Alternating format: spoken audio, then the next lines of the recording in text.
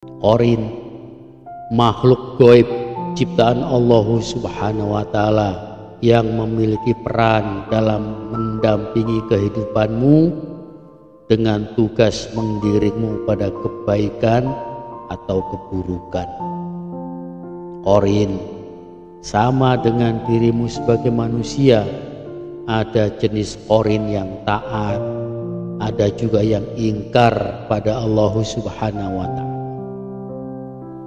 Qarin akan memainkan perannya sesuai dengan keadaan dirimu. Jin qarin yang taat pada Allah Subhanahu wa Ta'ala yang mendampingimu, maka dia akan memotivasimu untuk berbuat amal kebaikan. Namun jika qarin yang mendampingimu dari jenis jin yang ingkar, maka dia akan menjerumuskanmu dalam dosa-dosa dan keburukan. Interaksimu dengan qarin sangat menentukan dari jenis yang mana qarinmu. Semakin kuat koneksitasmu pada Allah Subhanahu wa Ta'ala, maka qarinmu semakin taat. Namun jika kamu menjauh dari Allah Subhanahu wa Ta'ala, maka qarinmu semakin brutal menghembuskan keburukan-keburukan pada dirimu. Pendampingan jin qarinmu adalah bentuk ujian yang Allah Subhanahu wa Ta'ala berikan padamu dari sisi dunia supranatural. Jin yang berasal dari kata jannah yang memiliki arti kata tersembunyi atau tidak terlihat. Allah Subhanahu wa Ta'ala menciptakan jin qarinmu dari api yang tidak memiliki asap. Meskipun tidak dapat kamu lihat, namun jin itu memiliki kemampuan untuk menampakkan dirinya, baik berwujud manusia, hewan, atau benda-benda lain. Hanya wujud Rasulullah Shallallahu Alaihi Wasallam yang tidak bisa diserupainya. Pada kebanyakan manusia, jin memang tidak terlihat. Namun bagi orang yang diberikan karomah dan mata batin terbuka, maka dunia supranatural mereka akan terlihat jelas. Jin qarin dalam konteks yang ingkar pada Allah Subhanahu wa Ta'ala, maka wujudnya adalah iblis dan pasukannya. Maka dia akan selalu berusaha agar hidupmu menjauh dari Allah Subhanahu wa Ta'ala dengan berbagai tipu dayanya. Atas izin Allah, mereka adalah bentuk ujian hidupmu. Apakah kamu mengarah pada jalan ke surga, atau sebaliknya justru mengarah pada siksa jahanam?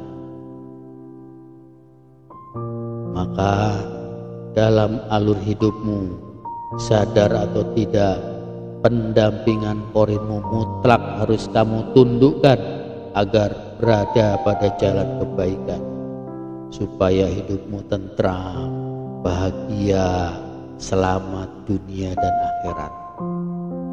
Jika tidak, maka dengan berbagai tipu muslihatnya, qarinmu akan menyeretmu dalam kesengsaraan. Qarinmu adalah kembaranmu di dunia tak kasat mata.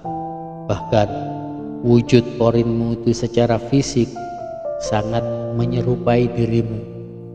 Kepribadian, hobi, sifat, dan karakter qarinmu itu adalah cerminan dirimu di dunia nyata.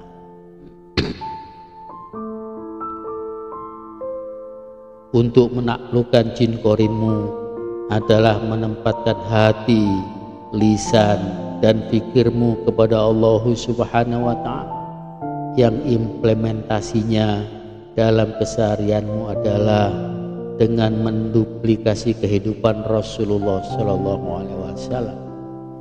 Dengan standar dua kekuatan itulah, maka hidupmu akan terhindar dari keburukan jin korin, dan kehidupan mereka pun akan menapaki jalan lurusnya.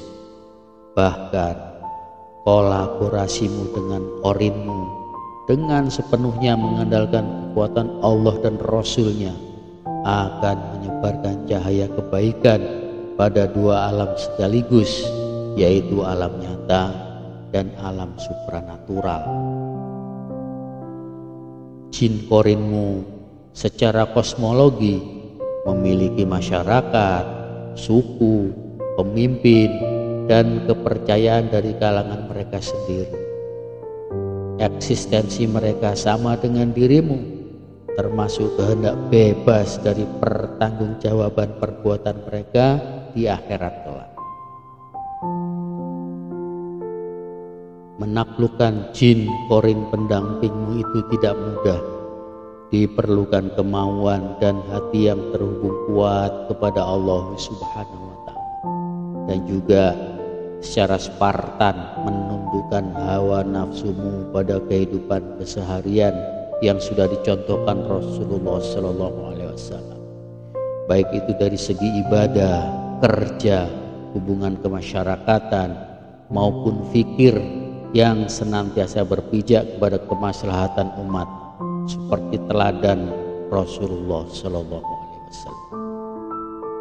Semoga Allah Subhanahu wa Ta'ala senantiasa melindungi kita semua dari kejahatan para jin dan memuliakan kita semua dengan derajat yang tinggi di sisi Allah Subhanahu wa Ta'ala. Wallahu a'lam bishawab. Wassalamualaikum.